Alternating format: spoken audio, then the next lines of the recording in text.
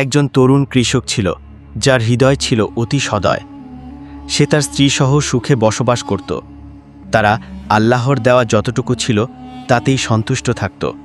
তার অনুগ্রহ ও নিয়ামতে খুশি থাকত। কিন্তু তাদের জীবনের একমাত্র কষ্টের কারণ ছিল তাদের কোনো সন্তান ছিল না। তারা এমন একটি সন্তানের জন্য বঞ্চিত ছিল যে তাদের হৃদয় আনন্দে ভরিয়ে তুলবে, ঘরে হাসি খুশি ছড়িয়ে দেবে। স্ত্রী অনেকবার সালাতে আল্লাহর কাছে দোয়া করেছে যেন তিনি তাদের একটি সন্তান দান করেন, যে তাকে আম্মি বলে ডাকবে। তাতে তার সুখ পূর্ণ হবে এবং স্বামীর আনন্দ পূর্ণতা পাবে। একদিন কৃষক মাঠের কাজ শেষ করে বাড়ি ফিরল। তার সঙ্গে কিছু কাঠ ছিল। সে কাঠগুলো দেয়ালের পাশে রেখে পোশাক বদল করল এবং স্ত্রীর পাশে বসে রাতের খাবার খেতে লাগল।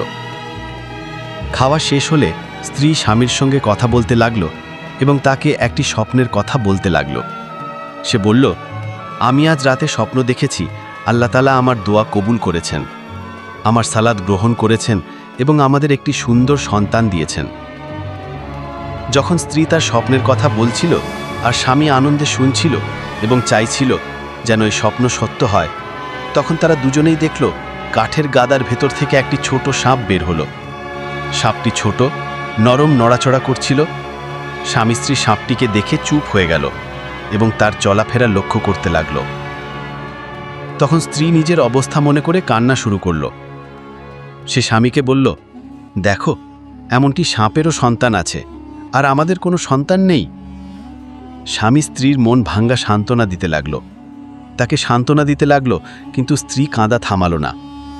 হঠাৎ তারা দেখল ছোট্ট সাপটি তাদের কাছে এগিয়ে এলো এবং মাথা উঁচু করল।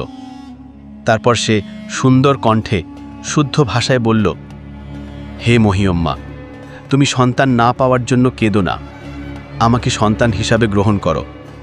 আমাকে লালন পালন করো যেমন মায়েরা সন্তানকে লালন পালন করে। আমি তোমাকে সত্যি প্রতিশ্রুতি দিচ্ছি, আমি তোমাকে ভালোবাসব, তোমার এবং তোমার স্বামীর অনুগত থাকব। বিশ্বাস করো, তুমি কখনো আফসোস করবে না। আমি তোমার স্নেহ, যত্ন ও ভালোবাসার প্রতিদান দেব। তারপর সাপটি কৃষকের দিকে ফিরে বলল, আর আপনি, হে স্যার, নিশ্চিত থাকুন, আপনি আমাকে দত্তক নিলে কল্যাণ পাবেন। আপনি একজন অনুগত ও ভদ্র সন্তান পাবেন। ছোট সাপটির কথা শুনে স্বামী স্ত্রী ভীষণ অবাক হলো। তারা বিস্ময় করে কথা বলতে পারল না। কিছুক্ষণ নীরবতা কাটল। এই সময় সাপটি ধীরে ধীরে ভদ্রভাবে স্ত্রীর দিকে এগিয়ে এলো, যতক্ষণ না তার পাশে এসে দাঁড়ালো। তারপর সাপটি তার ছোট শরীরটা টেনে মাথা উঁচু করল। তখন স্ত্রী বলল, হে ছোট সুন্দর সাপ, আমরা আনন্দিত হব তোমাকে আমাদের সন্তান হিসাবে নিতে।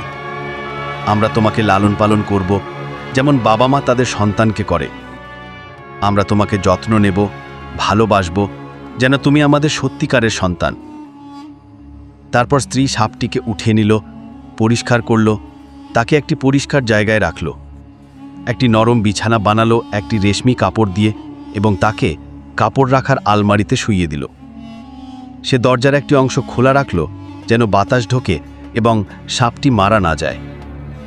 প্রতিদিন স্ত্রী সাপটিকে সবচেয়ে ভালো খাবার ও পানি দিত।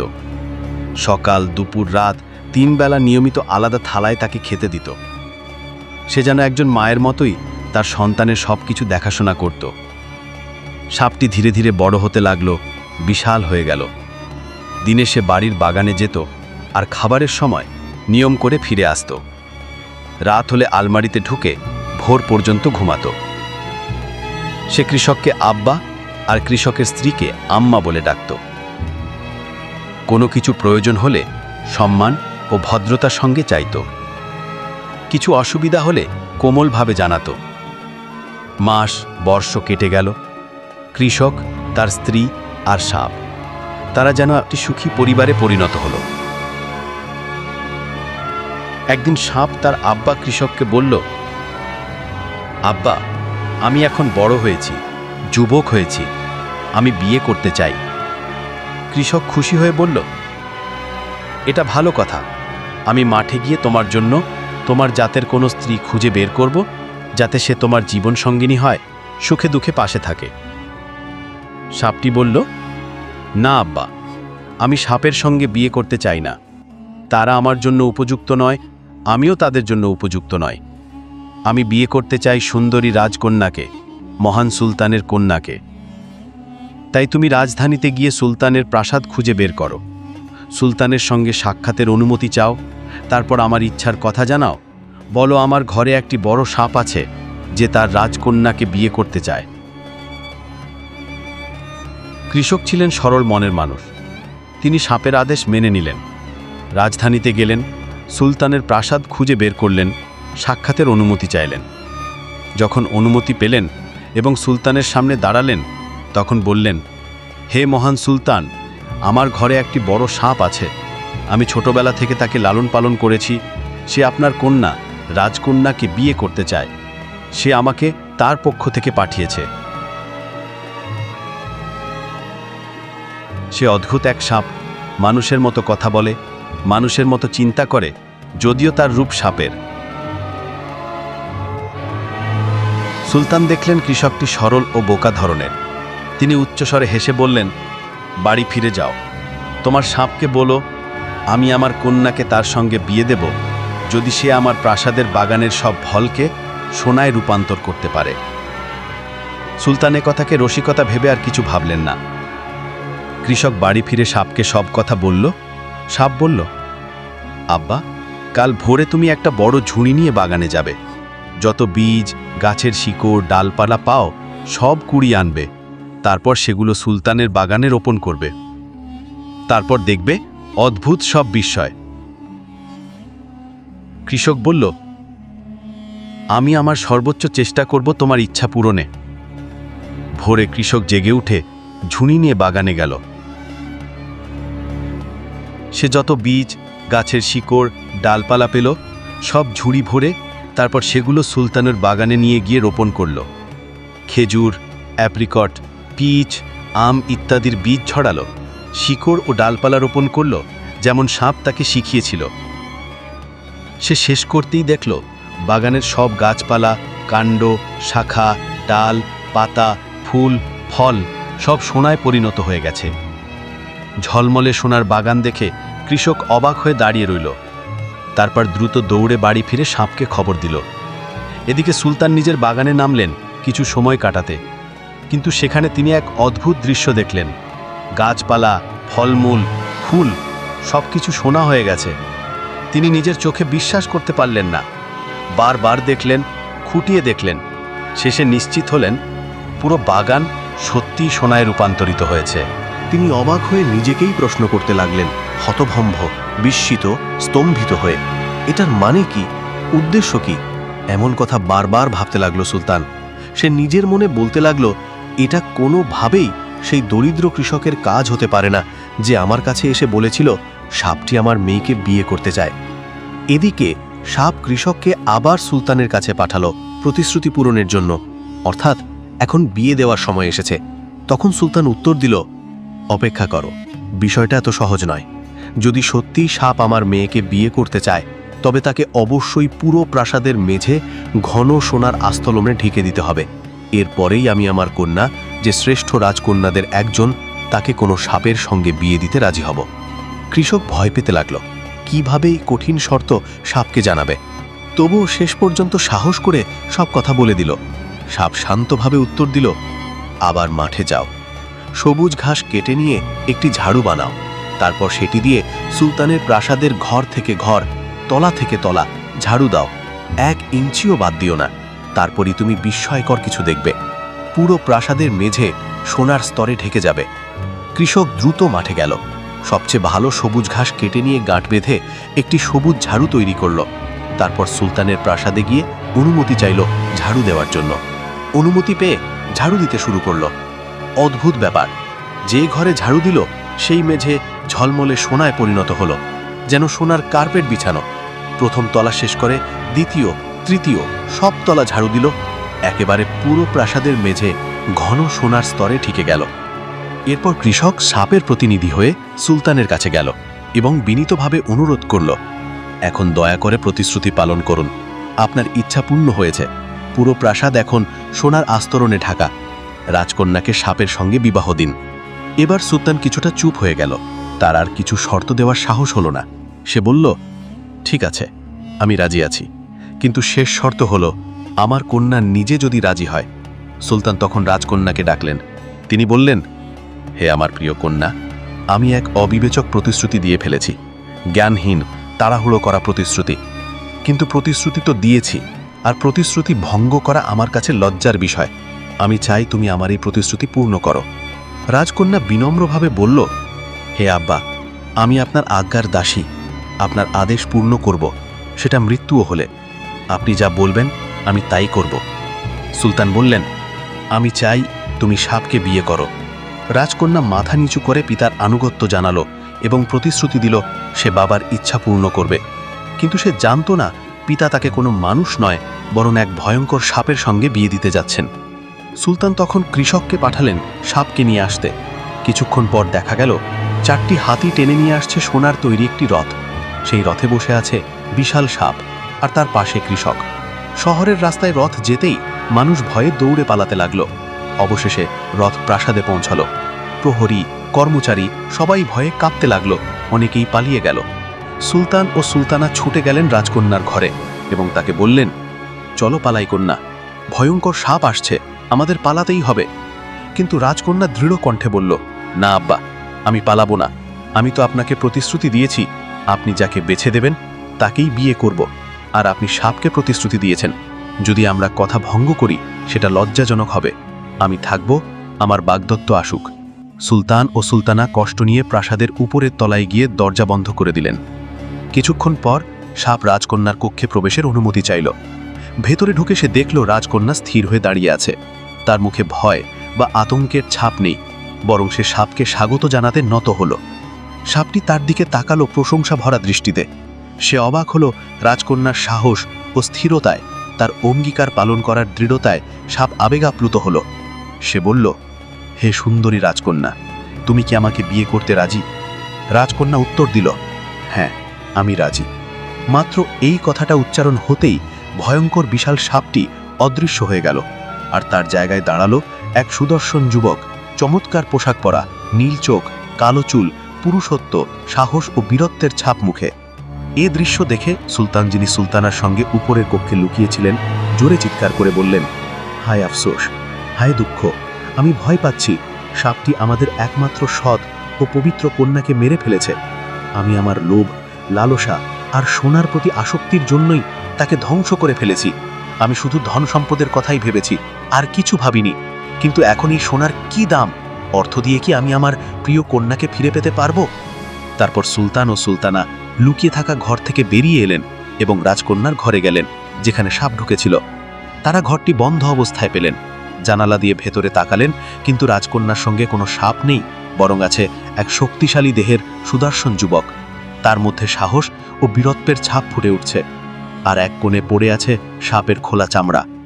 তারা বিস্মিত হয়ে গেলেন এবং বুঝলেন এখানে কোনো গোপন রহস্য আছে। কন্যা সুস্থ আছে দেখে সুলতান ও সুলতানা আনন্দে আত্মহারা হয়ে গেলেন।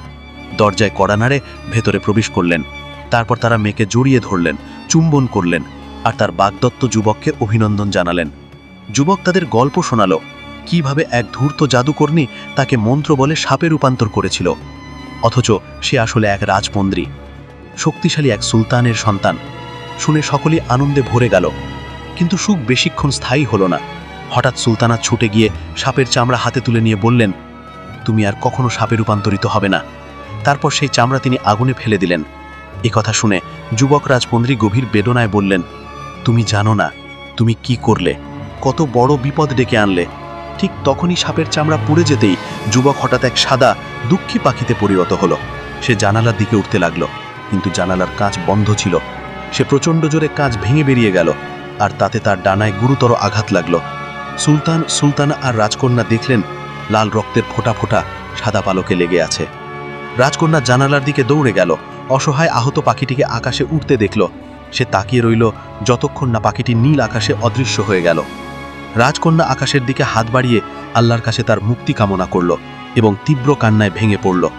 সুলতান ও সুলতানা সান্ত্বনা দেওয়ার চেষ্টা করলেন, ধৈর্য ধরতে বললেন, কিন্তু রাজকন্যার কান্না থামল না, বরং আরও প্রবল হলো।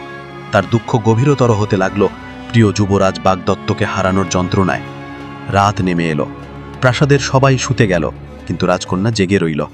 সে পোশাক বদলে নিল, ঘর থেকে বেরিয়ে এসে পিতামাতার কাছে অনুমতি চাইল। সে তার বাগদত্তকে খুঁজে বের করবে। প্রথমে সুলতান ও সুলতানা আপত্তি করলেও রাজকন্যার দৃঢ়তা দেখে আর বাধা দিতে পারলেন না। তারা রাজি হলেন।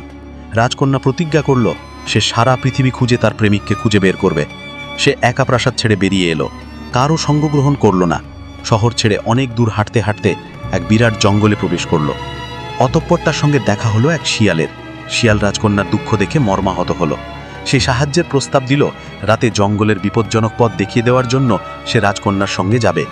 রাজকন্যা কৃতজ্ঞ চিত্তে রাজি হলো। চাঁদিনী রাত ছিল, চারপাশে উজ্জ্বল আলো। অনেকক্ষণ হাঁটার পর রাজকন্যা ক্লান্ত হয়ে পড়ল। সে সবুজ ঘাসের উপর বসে বিশ্রাম নিল। শিয়াল কাছেই বসে তাকে পাহারা দিতে লাগলো। ক্লান্তিতে রাজকন্যা গভীর ঘুমে আচ্ছন্ন হয়ে গেল। ঘুম ভাঙতেই সে শুনল গাছের পাখিরা অদ্ভুত সুন্দর গান গাইছে।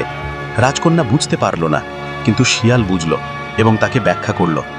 পাখিরা বলছে এক রাজপন্দ্রীকে এক জাদুকর্ণী সাপে পরিণত করেছিল। সে 10 বছর এক কৃষক পরিবারের কাছে থেকেছিল। বড় হয়ে সে এক রাজকন্যাকে ভালোবেসেছিল। প্রতিশ্রুতি অনুযায়ী রাজকন্যা তাকে বিয়ে করতে রাজি হয়েছিল। এর ফলে তার উপর থেকে জাদুর প্রভাব কেটে গিয়ে সে মানুষে রূপান্তরিত হয়েছিল। কিন্তু রাজকন্যার মা তার সাপের চামড়া আগুনে ফেলে দেওয়ায় আবার সে রূপান্তরিত হলো একটি সাদা পাখিতে। রাজকন্যা এ কথা শুনে কান্নায় ভেঙে পড়ল। সে শিয়ালকে জিজ্ঞাসা করল, আমার বাগদত্ত রাজপুঞ্জির এখন কি অবস্থা? সে কি বেঁচে আছে? শিয়াল বলল, সে এখনও বেঁচে আছে, তবে গুরুতর আহত, হয়তো মারা যাবে। কারণ জানালা ভেঙে বেরোবার সময় তার ডানা গভীরভাবে কেটে গেছে। কেবল একটি উপায় তাকে বাঁচানোর, 4টি পাখির প্রত্যেকের লেজ থেকে একটি করে পালক এনে সেই আঘাতে লাগাতে হবে, তখনই সে সুস্থ হয়ে উঠবে। রাজকন্যা তখন নিজের পরিচয় জানালো, সেই রাজপুঞ্জের বাগদত্তা। সে শিয়ালকে অনুরোধ করল পালকগুলো এনে দিতে। শিয়াল সম্মত হলো, তবে বলল দিনের বেলা সম্ভব নয়, পাখিগুলো লাজুক ও ভীতু, তাই রাত নামার পর্যন্ত অপেক্ষা করতে হবে। রাজকন্যা সারা দিন অধীর আগ্রহে অপেক্ষা করল। অবশেষে রাত এলো, পাখিরা তাদের বাসায় ঘুমিয়ে পড়ল। তখন শিয়াল নিঃশব্দে গাছে উঠে প্রত্যেকের লেজ থেকে একটি করে পালক সংগ্রহ করল। নিচে নেমে সেই 4টি পালক রাজকন্যাকে দিল। রাজকন্যা কৃতজ্ঞ হয়ে বলল, হে জ্ঞানী শিয়াল, তোমার উপকার আমি কোনোদিন ভুলব না। আল্লাহই তোমার প্রকৃত প্রতিদান দেবেন। শিয়াল শান্তভাবে উত্তর দিল, আমি কেবল আমার কর্তব্য করেছি, এক অসহায় অসুস্থ মানুষকে সাহায্য করা। পাখি আর মানুষের প্রতি কৃতজ্ঞতা জানিয়ে শিয়াল বলল, এ আমার দায়িত্ব, এতে ধন্যবাদের কিছু নেই। তারপর শিয়াল রাজকুমার কোথায় আছে তার প্রাসাদের ঠিকানা জানিয়ে দিল। রাজকুমারীর সঙ্গে বিদায় নিয়ে সে দ্রুত ছুটল, যেন সক্রিয় এক হরিণী ছুটে চলে যায়। অবশেষে পৌঁছে গেল আহত রাজকুমারের প্রাসাদে, যেখানে তিনি তার পিতার সঙ্গে অবস্থান করছিলেন। রাজকুমারী সঙ্গে সঙ্গে সুলতানকে খবর পাঠালেন যে তিনি এসেছেন রাজকুমারের ক্ষত সারিয়ে উঠতে। কিন্তু সুলতান বিষয়টি অস্বীকার করে বললেন, কিভাবে কোনো মেয়ে সেই রাজপুত্রকে সুস্থ করতে পারে, যে একবার সাপ হয়েছিল, পরে মানুষের রূপ নিয়েছে, তবুও এখন গভীর ক্ষতের শিকার, আর দেশের সেরা চিকিৎসক ও সার্জনরাও যার চিকিৎসায় ব্যর্থ হয়েছে। কিন্তু রাজকুমারী অশ্রুসিক্ত চোখে সুলতানের সামনে হাঁটু গেড়ে অনুরোধ করলেন, আমাকে একটু চেষ্টা করতে দিন, চেষ্টা করলে ক্ষতি হবে না, আর যদি না সেরে ওঠে তাহলেও ক্ষতি বাড়বে না। সুলতান বললেন, তাহলে চেষ্টা করো, সে তো মৃত্যুর দ্বার প্রান্তে, শেষ নিঃশ্বাস ফেলবার পথে। এই অবস্থার চেয়ে খারাপ আর কী বা হতে পারে? রাজকুমারী সুলতান ও কয়েকজন সভাসদকে নিয়ে সেই কক্ষে গেলেন যেখানে রাজপুত্র শুয়েছিলেন। মায়ের কোলে মাথা রেখে তিনি শুয়ে আছেন নিস্তেজ, মুখে হলদে আভা, চোখ বন্ধ, নিঃশ্বাস ভারী। যন্ত্রণায় মাঝে মাঝে কাথর শব্দ বের হচ্ছিল। রাজকুমারী 4টি পালক ক্ষতের ওপর রাখতেই হঠাৎ রাজপুত্র চোখ খুললেন। শ্বাস ধীরে ধীরে স্বাভাবিক হল, মুখে রক্তিম আভা ফিরল, হলদে রং মিলিয়ে গেল। 1 ঘণ্টার মধ্যেই তিনি পূর্ণ সুস্থ হয়ে উঠলেন। ক্ষতের চিহ্ন মিলিয়ে গেল, সাপের জাদুর প্রভাবও পুরোপুরি দূর হল। সুলতান ও সুলতানা আনন্দে আত্মহারা হয়ে গেলেন। রাজকুমারীও খুশিতে আপ্লুত হলেন। যে কক্ষে রাজপুত্র ছিলেন তা ছিল অন্ধকার। জানালায় পর্দা টানা ছিল, আলো ঢুকতে দেওয়া হয়নি যাতে তিনি বিশ্রাম পান। ফলে রাজপুত্র তখনও জানতেন না তাঁর সেই বিশ্বস্ত প্রাণপ্রিয় বাগদত্তাই তাকে সুস্থ করে তুলেছে, মৃত্যুর মুখ থেকে ফিরিয়ে এনেছে। চিকিৎসকরা যেখানে নিশ্চিত ছিলেন যে তিনি বাঁচবেন না, সেখানে মহান স্রষ্টা, যিনি মৃতকেও জীবিত করেন, তাকে জীবন দান করলেন তার বাগদত্তার হাতে। সুলতান যখন নিশ্চিত হতে চাইলেন, তিনি জানালার পর্দা সরিয়ে আলো প্রবেশ করালেন। রাজপুত্র চোখ মেরে দেখলেন চারপাশ। তার পাশে দাঁড়িয়ে আছেন সেই রাজকুমারী। তিনি রাজকুমারীর হাত ধরে শুভেচ্ছা জানালেন, আনন্দে ভরে উঠলেন। তারপর পিতামাতার দিকে ফিরে বললেন কিভাবে তিনি রাজকুমারীর সাথে দেখা করেছিলেন, কিভাবে সে তাকে বিয়ে করতে রাজি হয়েছিল যখন তিনি তখনও সাপের রূপে ছিলেন, কিভাবে সে প্রাণের ঝুঁকি নিয়ে তার পেছনে ছুটে এসেছিল আর আজ আবার তাকে সুস্থ করে তুলেছে। তিনি তার পিতামাতাকে অনুরোধ করলেন রাজকুমারীকে যেন তিনি বিয়ে করতে পারেন। সুলতান আবেগ ভরে বললেন, প্রিয় পুত্র, আমি এই রাজকুমারী নিয়ে গর্বিত। সে তোমাকে গ্রহণ করেছিল যখন আর কেউ রাজি হতো না। সে ধৈর্য, ত্যাগ ও সাহসের দৃষ্টান্ত। সেই তোমার জীবন রক্ষা করেছে যেখানে সবাই ব্যর্থ হয়েছিল। তার সমতুল্য আর কাউকে পাবে না। তাহলে তোমার বিয়ে আমি অবশ্যই দেব। এরপর সুলতান দ্রুত দূত পাঠালেন রাজকুমারীর পিতামাতাকে খবর দিতে। প্রস্তুত হল রাজকীয় বিয়ের আয়োজন। দেশ জুড়ে আনন্দের বন্যা বয়ে গেল। সুলতানের পুত্র সুস্থ হয়েছেন আর তার বিয়ে হল। অসংখ্য অতিথি এলেন অভিনন্দন জানাতে। প্রাসাদে চলল ভোজ আর সাজসজ্জা। রাজকুমারীর জন্য তৈরি হলো দামি পোশাক, অমূল্য গয়না উপহার দেওয়া হলো। অবশেষে এক উজ্জ্বল দিনে রাজপুত্র রাজকুমারীর বিয়ে সম্পন্ন হল। সকলেই আনন্দে ভরে উঠল। কিন্তু রাজপুত্র ভুললেন না সেই কৃষক আর তার স্ত্রীকে, যারা তাকে 10 বছর আগলে রেখেছিল। তিনি তাদের বিয়ের দাওয়াত পাঠালেন, একটা প্রাসাদ উপহার দিলেন আর রাজদরবারে বড় পদে নিয়োগ দিলেন। রাজকুমারীও ভুললেন না সেই শেয়ালকে, যে তাকে সাহায্য করেছিল। তিনি শেয়ালের জন্য বিশেষ আশ্রয়স্থল তৈরি করলেন রাজপ্রাসাদের বাগানে। তাকে প্রাণীদের প্রদান করলেন, খাবার পানীয়ের দায়িত্ব নিজেই নিলেন। রাজপুত্র আর রাজকুমারী বিবাহিত জীবনে আনন্দ ও বিশ্বস্ততায় ভরা দিন কাটালেন আজীবন। এভাবেই শেষ হল আমাদের আজকের গল্প।